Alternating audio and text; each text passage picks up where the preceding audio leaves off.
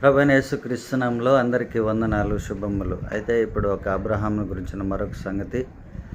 మరి పాత నిబంధన అంతా కూడా అలంకార భాషలో రాయబడింది కనుక అబ్రహాము తండ్రి అయిన దేవునికి గుర్తుగా ఉన్నాడు, ఇస్సాకు ప్రభువైన యేసుక్రీస్తు గుర్తుగా ఉన్నాడు, ఎలియాజరు పరిశుద్ధాత్మ దేవుని గుర్తుగా ఉన్నాడు. తండ్రి అయిన దేవునికి ఒకే ఒక కుమారుడు యేసుక్రీస్తు. అబ్రహాము కూడా ఒక్కగానొక్క కుమారుడు.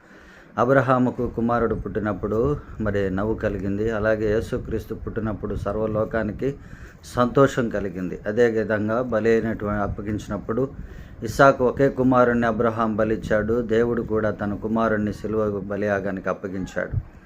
మరి అదేవిధంగా అబ్రహాము కలిగిన యావత్తు తన కుమారుడికి ఇచ్చేశాడు. అదేవిధంగా సర్వలోకానికి భూమి మీద పరలోకముందు సర్వాధికారం సమస్తము యేసుక్రీస్తు ప్రభుకే అప్పగించాడు తండ్రి అయిన దేవుడు. ఇంకా మరికొన్ని విశేషాలతో మరొకసారి మీ ముందుకు వస్తాను.